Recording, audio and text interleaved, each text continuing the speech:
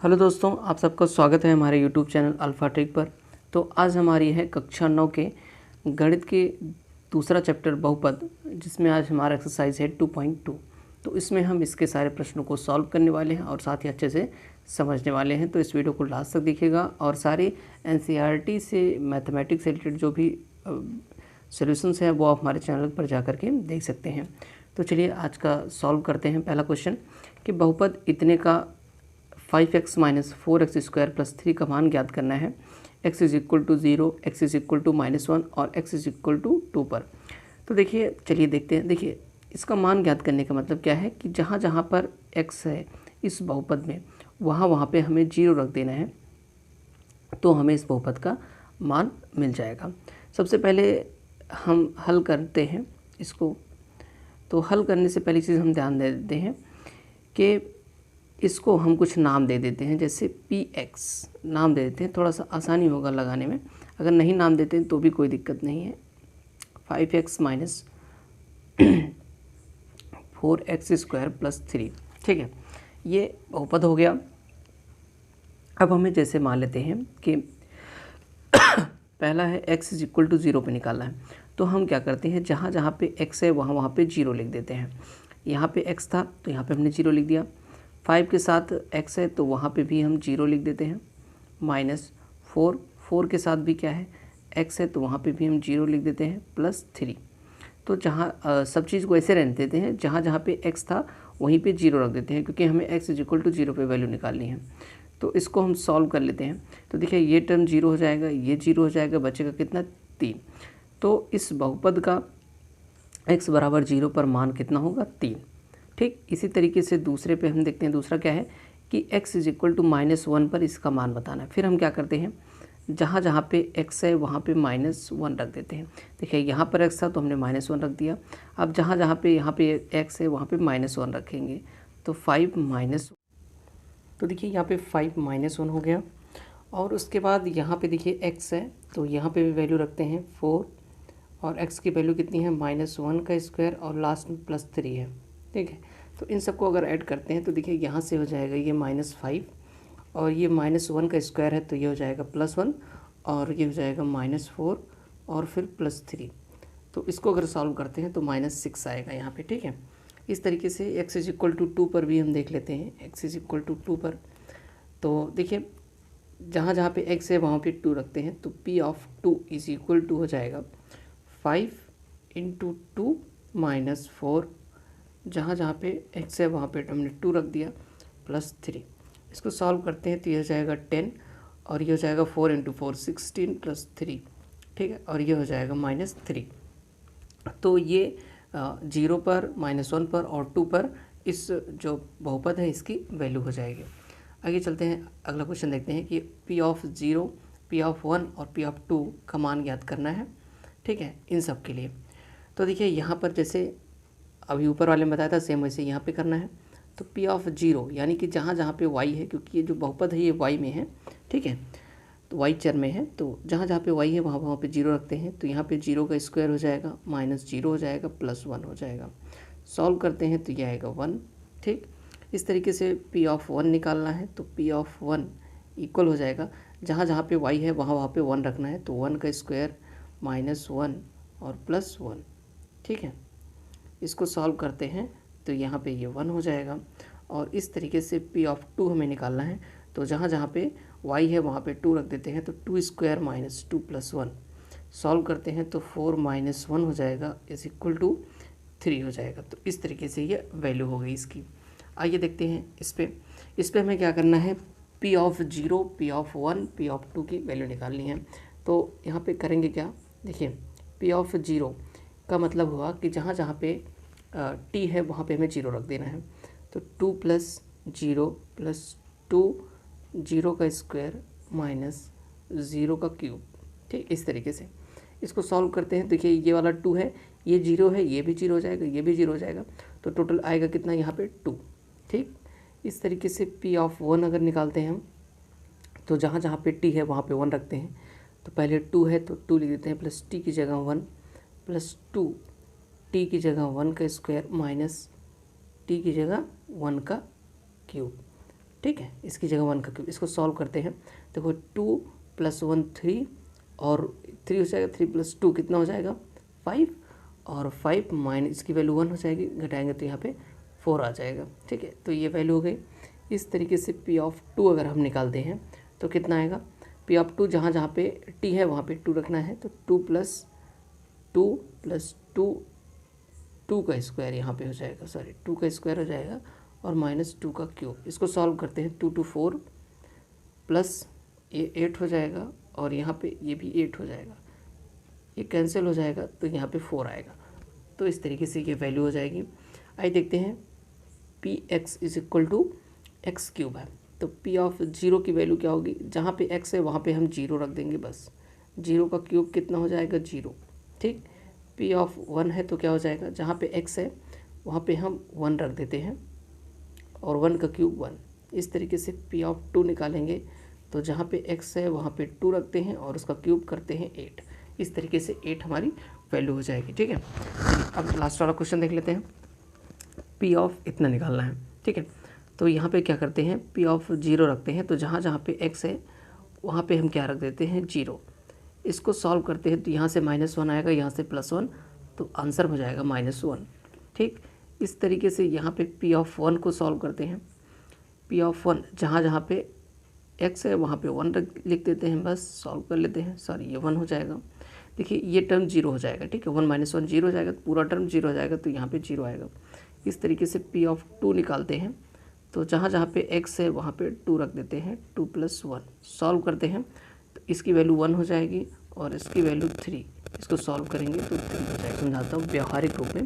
शून्य का मतलब होता है, जैसे ये बहुपद है तो ये पॉइंट बहुपद कहलाएगा, यानी कि x की ये वैल्यू शून्य कहलाएगी अगर x की जगह ये वैल्यू रखने पर ये पूरा शून्य हो जाए। आइए देखते हैं। देखिए, अगर शून्य का मतलब क्या होता है, मूल, जिसे हम कहते हैं रूट इंग्लिश में कहते हैं। ठीक है, तो चलिए देखिए, ये है Px = 3x + 1। तो यहाँ पे अगर हम P(-1/3), क्योंकि x की वैल्यू इतनी दी हुई है कि ये चेक करना है। आइए रखते हैं, इसमें क्या हो जाएगा, जहाँ जहाँ पे x है वहाँ पे -1/3 रख देना है। ठीक है, इसको हम सॉल्व करते हैं तो यहाँ पे देखो 3 3 कैंसिल हो जाएगा, यहाँ से -1 और ये +1, ये दोनों मिलके क्या हो गए 0। तो अगर ये x की ये वैल्यू जो है इसमें रखने पर अगर इसका मान जो है 0 आ गया तो हम बोलते हैं कि x = -1/3 शून्यक है। या आप लिख सकते हो कि बहुपद 3x + 1 का शून्यक है। ठीक है, यहाँ पे हम शॉर्ट में लिखते हैं शून्यक है। ठीक है, इस तरीके से यहाँ पे आइए देखते हैं कि क्या ये पॉइंट इसका शून्यक है। तो इसके लिए क्या करेंगे, P(4/5) निकालेंगे। ठीक है, तो इसका मतलब हो गया कि जहाँ जहाँ पे x है वहाँ पे 4/5 हमें रखना होगा। आइए सॉल्व करते हैं, तो 5 से 5 कैंसिल हो जाएगा, 4 - पाई आएगा। ठीक है, जो कि 0 के इक्वल नहीं होगा। ठीक है, 0 के इक्वल नहीं होगा क्योंकि पाई की वैल्यू क्या होती है 3.14 होती है और ये 4 है तो 0 नहीं होगा। तो इसलिए हम कहेंगे कि x = 4/3 शून्यक नहीं है। यहाँ पे एक चीज़ अब आपको लिखना है कि x = 4/3 5x - पाई का शून्यक नहीं है। ठीक, शून्यक नहीं है। आइए आगे देखते हैं, Px = इतना और इतने इतने पॉइंट पे हमें चेक करना है। तो आइए देखते हैं, P(1) पहले निकाल लेते हैं। तो P(1) जहाँ जहाँ पे x है वहाँ पे 1 रख के चेक कर लेते हैं। तो देखो ये 1 - 1 होगा = 0। इसका मतलब हो गया, ठीक है, कि x = 1 शून्यक है। ठीक है, शून्यक है। शून्यक होने का मतलब होता है कि उस पॉइंट को इस बहुपद में रखने पर वैल्यू 0 हो जाएगी। अब आइए P(-1) पर भी चेक कर लेते हैं, क्योंकि 2 वैल्यू दी थी। तो -1 यहाँ पे रखते हैं और -1 का स्क्वायर करते हैं, फिर -1 करते हैं, ये इक्वल हो जाएगा। तो -1 का स्क्वायर कितना होता है, +1 होता है, और फिर -1 = 0। तो यहाँ पे हमें लिखना होगा x = -1 शून्यक है। ठीक है, शून्यक है। आइए इस तरीके से -1 और -2 का चेक करते हैं इसके लिए। तो P(-1) = क्या हो जाएगा, ये हो जाएगा -1 + 1 और -1 - 2। अब देखो ये वाला टर्म 0 हो जाएगा, क्योंकि -1 + 1 0 हो जाता है, तो वैल्यू 0 हो जाएगी। तो यहाँ पे हम कहेंगे कि x इज इक्वल टू -1 क्या है, शून्यक है। ठीक है, शून्यक है। इसी तरीके से अब यहाँ पे दूसरी वैल्यू रखते हैं p ऑफ 2। p ऑफ 2 अगर रख के देखें तो यहाँ पे हो जाएगा 2 + 1, ठीक, और यहाँ पे 2 - 2। अब देखो ये 0 हो जाएगा, इसलिए ये पूरा टर्म 0 हो जाएगा। तो हम कहेंगे x इज इक्वल टू 2 शून्यक है। ठीक, शून्यक है। x इज इक्वल टू 0 पे इसको चेक करना है तो क्या करते हैं, p of 0 is equal to 0 का स्क्वायर इज इक्वल टू 0। तो हम बोल देंगे कि x इज इक्वल टू 0 क्या है, शून्यक है। ठीक है, शून्यक है। इस तरीके से अगर हमें ये क्वेश्चन सॉल्व करना है, x इज इक्वल टू इतने पे चेक करना है, तो आइए रखते हैं p ऑफ -m/l। आइए रखते हैं, जहाँ जहाँ पे x है वहाँ पे रखना है -m/l प्लस m। देखो l से l कैंसिल आउट हो जाएगा तो मिलेगा क्या, -m + m, जो कि 0 के इक्वल होगा। तो हम बोलेंगे क्या कि शून्यक है। ठीक है, x इज इक्वल टू इतना शून्यक है इस बहुपद का। आइए इसको देख लेते हैं। यहाँ पे रखते हैं पहला जो हमें दिया है 1 - 1/√3। आइए रखते हैं, यहाँ पे देखते हैं 3 और -1/√3 का स्क्वायर -1। इसको स्क्वायर करते हैं तो ये हो जाएगा 3 × 1/3 -1। सॉल्व करेंगे तो 1 - 1 आएगा जो कि 0 के इक्वल होगा। ठीक है, तो इसको हम क्या बोलेंगे, 0 के इक्वल आ गया तो क्या बोलते हैं कि शून्यक है। ठीक है, इस तरीके से इस पॉइंट पे भी चेक कर लेते हैं p ऑफ 2/√3 पे। तो देखिए यहाँ पे होगा क्या, इसमें वैल्यू रखते हैं 3 और 2/√3 का स्क्वायर करते हैं -1। ठीक, सॉल्व करते हैं तो ये हो जाएगा 3 × 4/3 -1। इसको सॉल्व करेंगे तो 4 - 1 is equal to 3 is not equal to 0। चूँकि 3 आ गया, 0 नहीं है, तो हम क्या बोलेंगे कि ये शून्यक नहीं है। ठीक है, शून्यक नहीं है। तो ये सारे क्वेश्चन हमने सॉल्व कर लिए। अब चलते हैं हम नेक्स्ट क्वेश्चन को सॉल्व करते हैं। तो देखिए यहाँ पर तो हमें इस पे चेक करना है कि ये 0 हो रहा है कि नहीं। तो यहाँ पे रखते हैं p of 1/2 is equal to 2 × 1/2 + 1। Solve करेंगे तो ये आएगा 2 जो कि 0 के इक्वल नहीं है। तो यहाँ पे हम लिखेंगे कि शून्यक नहीं है। ठीक, शून्यक नहीं है। आइए देखते हैं, प्रत्येक का शून्यक ज्ञात करना है। तो देखिए जब भी हमें शून्यक ज्ञात करना होता है, जैसे बहुपद दिया है हमें उसका शून्यक ज्ञात करना है, तो हम क्या करते हैं, तो इस चीज़ को जो कि बहुपद होता है उसको हम 0 के इक्वल रख देते हैं। जैसे यहाँ पे बहुपद क्या है, x + 5, इसको हम 0 के इक्वल रख के सॉल्व कर लेते हैं। तो जब हम +5 को इधर ले आएंगे तो ये हो जाएगा -5। तो x इज इक्वल टू -5 क्या हो जाएगा, इसका शून्यक होगा। ठीक है, शून्यक होगा।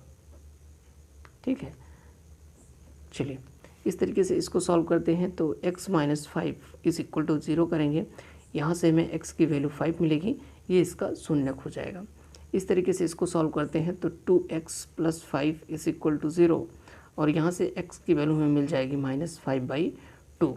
तो x इज इक्वल टू -5/2 इसका शून्यक हो जाएगा। इस तरीके से इसका शून्यक निकालना है तो इसको हम 0 के इक्वल लिखते हैं और सॉल्व कर लेते हैं। x की वैल्यू जब निकालते हैं 2/3 तो हमें पता चल जाएगा कि ये वैल्यू जो है इसका शून्यक है। इस तरीके से इसको भी 0 रखते हैं और यहाँ से सॉल्व करते हैं तो x इज इक्वल टू 0, तो x इज इक्वल टू 0 इसका शून्यक हो जाएगा। यहाँ पे देखते हैं, इसको भी हम क्या करते हैं, 0 के इक्वल लिखते हैं और यहाँ से मिल जाएगा x इज इक्वल टू 0, जो कि इसका शून्यक हो जाएगा। इस तरीके से इसको सॉल्व करते हैं तो cx + d को 0 के इक्वल लिखते हैं और यहाँ से सॉल्व करते हैं x की वैल्यू, तो -d/c जो हो जाएगा इसका शून्यक हो जाएगा। तो इस तरीके से पूरी प्रश्नावली जो है ये समाप्त हो गई और नेक्स्ट प्रश्नावली नेक्स्ट वीडियो में हम देखते हैं। Thanks for watching.